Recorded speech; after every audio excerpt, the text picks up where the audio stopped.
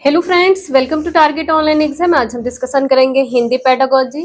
ये सभी क्वेश्चंस आपके ऑनलाइन एग्जाम में पूछे गए हैं दिसंबर 2022। तो चलिए स्टार्ट करते हैं। क्वेश्चन नंबर फर्स्ट है, सुधा अपनी कक्षा में पाठ्य सामग्री में आई व्याकरण और शब्द संपदा की व्याख्या करने के लिए विद्यार्थियों के घर की भाषा या मुख्य भाषा का प्रयोग करती है।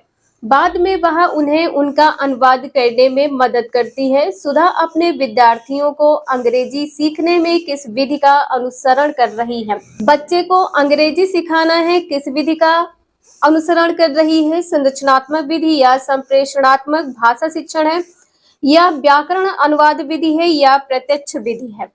किस भाषा का अनुसरण करेगी? व्याकरण अनुवाद विधि। थर्ड आंसर यहाँ पर सही है। नेक्स्ट है, क्यूमिंस के अनुसार सामाजिक भाषा को और किस भाषा के नाम से जाना जाता है? खेल के मैदान की भाषा, या कक्षा कक्ष की भाषा, या भाषा प्रयोगशाला, या समाचार वाचन कक्ष की भाषा? इसका आंसर यहाँ पर क्या सही हो जाएगा? खेल के मैदान की भाषा।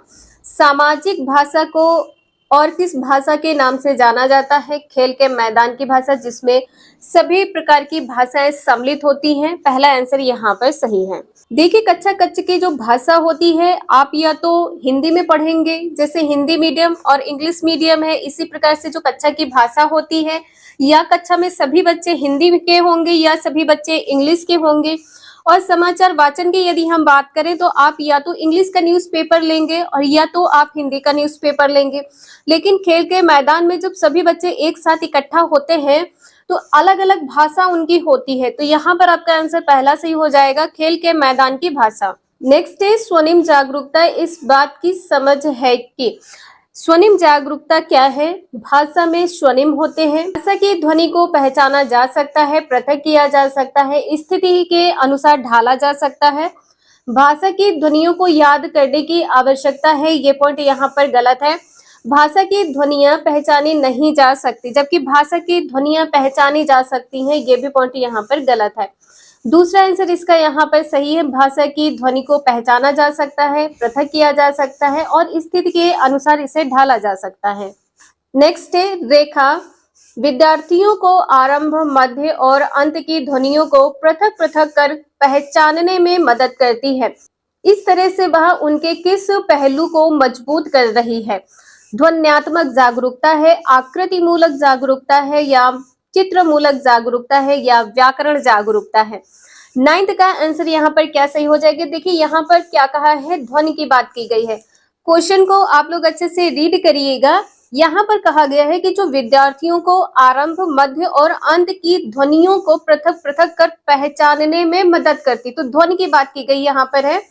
ध्वन्यात्मक जागरूकता, पहला आंसर यहाँ पर सही है। नेक्स्ट है, समीना अपने विद्यार्थियों के लिए पठन के समय बहुत से चित्रों, दृश्यों का प्रयोग करती है। दृश्यात्मक उसके विद्यार्थियों को किस तरह से मदद करेगी? जिस विचार बिंदु के बारे में वे सोच रहे हैं उसे समझने में, या पाठ्य सामग्री को बेहतर तरीके से समझने के लिए उसका चित्र बनाने में, या पाठ्य सामग्री से जुड़ी फिल्मों को बेहतर तरह से समझने में, या अपने पठन संबंधी गृह कार्य की अच्छी तरह से योजना बनाने में? 10th का आंसर यहाँ पर दूसरा सही हो जाएगा, पाठ्य सामग्री को बेहतर तरीके से समझने के लिए उसका चित्र बनाने में। दूसरा आंसर यहाँ पर सही है। एक बार फिर से आप लोग इसे देख लीजिएगा। पठन की बात की गई है तो पाठ्य सामग्री तो यहाँ पर होगा, साथ में ये भी कहा है कि बहुत से चित्रों और दृश्यों का प्रयोग करती, किस लिए करती है? बेहतर तरीके से समझने के लिए, उसका चित्र बनाने में।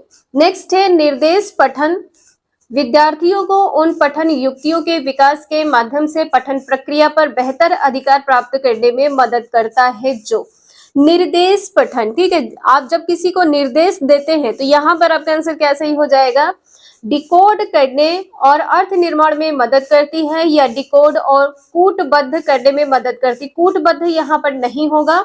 डिकोड और साकार कल्पना करने में मदद करती है, साकार कल्पना भी यहाँ पर नहीं होगा। डिकोड करने और पठन करने में मदद करती है। आपका आंसर यहाँ पर क्या सही हो जाएगा? पहला। यहाँ पर कहा है कि निर्देश पठन विद्यार्थियों को पठन युक्तियों के विकास के माध्यम से पठन प्रक्रिया पर बेहतर अधिकार प्राप्त करने में मदद करती है। तो पठन प्रक्रिया अर्थ निर्माण में मदद करती है। पहला आंसर यहाँ पर सही है। नेक्स्ट है, अपने विद्यार्थियों को कहानी सुनाने के बाद रोजी उन्हें फ्लैश कार्ड देती है। वह विद्यार्थियों से कहती है, इन्हें कहानी के क्रम में व्यवस्थित करो। रोजी उनके किस कौशल का आकलन कर रही है? यहाँ पर आंसर क्या सही होगा? पठन, श्रवण, वाचन, साकार, कल्पना करना। 12 का आंसर यहाँ पर क्या होगा? सुनाती है। ये ध्यान रखिएगा, विद्यार्थियों को कहानी सुनाने के बाद फ्लैश कार्ड देती है। टीचर ने बच्चे को सुनाया है। अब बच्चे क्या करेंगे? फ्लैश कार्ड के माध्यम से उनको व्यवस्थित करेंगे, कहानी को व्यवस्थित करेंगे। तो बच्चे ने किस प्रकार से सुना है? तो यहाँ पर बात किसकी आ रही है? श्रवण कौशल की आ रही है। दूसरा आंसर यहाँ पर सही हो जाएगा, श्रवण कौशल। नेक्स्ट है, साधना परीक्षा प्रश्नों के कठिनाई स्तर को समझ रही है। एक प्रश्न के काठिन्य स्तर का मूल्य 90 है। साधना को इस प्रश्न का क्या करना चाहिए? इस प्रश्न को परीक्षा प्रश्न पत्र में रखना चाहिए, इस प्रश्न को परीक्षा पत्र में नहीं रखना चाहिए।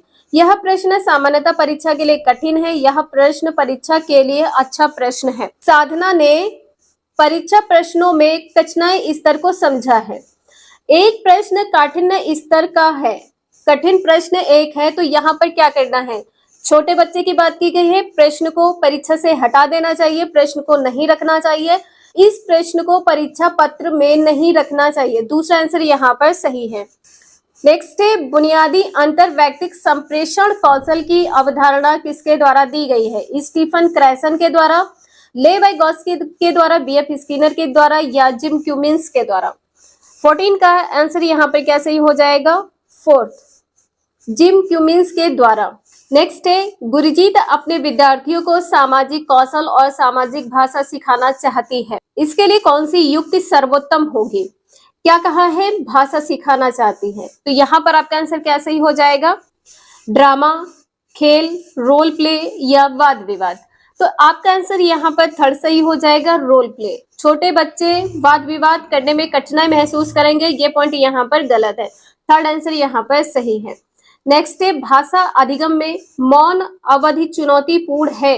यह कथन सही है, आंशिक रूप से सही है, गलत है, तथ्यात्मक रूप से सही नहीं है। भाषा अधिगम में मौन अवधि चुनौतीपूर्ण है। 16 का आंसर यहाँ पर क्या सही हो जाएगा? सही है। मौन अवधि, जो बच्चे ना बोले, बच्चे शांत रहे, बिल्कुल एकदम मौन रहे, तो यहाँ पर क्या हो जाएगा? यह चुनौतीपूर्ण हो जाएगा भाषा अधिगम में। पहला आंसर यहाँ पर सही है। नेक्स्ट है, निम्नलिखित में से बुनियादी अंतरवैयक्तिक संप्रेषण कौशल और संज्ञानात्मक अकादमिक भाषा निपुण के बारे में सही है। 17 का आंसर यहाँ पर क्या सही हो जाएगा? काल्प विस्क के लिए दूसरा शब्द है, काल्प विस्क से भिन्न है, काल्प विस्क से संबंधित नहीं है, काल्प विस्क का विस्तार है। तो यहाँ पर आपका आंसर क्या सही हो जाएगा? 17 का दूसरा आंसर यहाँ पर सही है, काल्प विस्क से भिन्न है। और इसका फुल फॉर्म आप लोग जरूर नोट कर लीजिएगा, फुल फॉर्म से भी क्वेश्चन आपके एग्जाम में पूछे जाते हैं। 17 का दूसरा आंसर यहाँ पर सही है।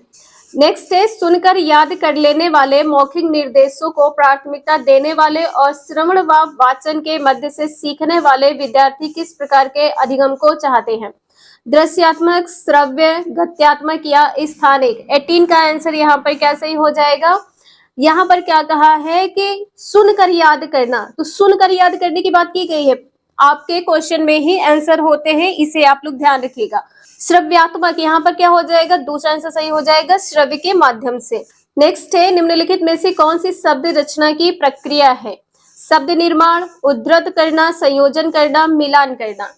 यहाँ पर क्या है? मिश्रण की बात की गई है, समायोजन की बात की गई है। 19 का आंसर यहाँ पर क्या सही हो जाएगा? Fourth, ABCD। ठीक है, ये चारों पॉइंट यहाँ पर सही हैं। शब्द निर्माण, मिलाने की बात की गई है, शब्द उसका निर्माण, उद्धृत करना, उससे उत्पन्न करने की बात की गई, तो यहाँ पर शब्द निर्माण हो जाएगा, संयोजन मिलाना और मिलाना मिश्रण। ठीक है, फोर्थ आंसर यहाँ पर सही है। नेक्स्ट है, यह किस आधार पर कहा जा सकता है कि अध्यापक को जहां तक संभव हो चुप रहना चाहिए? चुप रहने की बात की गई है, तो आप लोग अब इसका आंसर बताएं यहाँ पर क्या होगा? और विद्यार्थियों को जहां तक संभव हो भाषा प्रयोग बोलने के अधिक से अधिक अवसर चाहिए। यहाँ पर आपका आंसर क्या सही हो जाएगा? परामर्श कोश है, समग्र भौतिक प्रतिक्रिया है, मौन विधि है, समग्र भाषा है। इसका आंसर यहाँ पर क्या सही होगा? देखिए यहाँ पर क्या कहा है, क्या किस आधार पर कहा जा सकता है कि अध्यापक को जहां तक संभव हो चुप रहना चाहिए? मौन विधि, यहाँ पर क्या हो जाएगा? थर्ड आंसर, मौन विधि थर्ड आंसर यहाँ पर सही है। ये पेडागोजी के 15 क्वेश्चन यहाँ पर कवर होते हैं। आई होप आप लोगों को समझ में आया होगा। वीडियो यूजफुल लगे लाइक करें, चैनल को सब्सक्राइब करें एंड शेयर करें। Thank you for watching this video.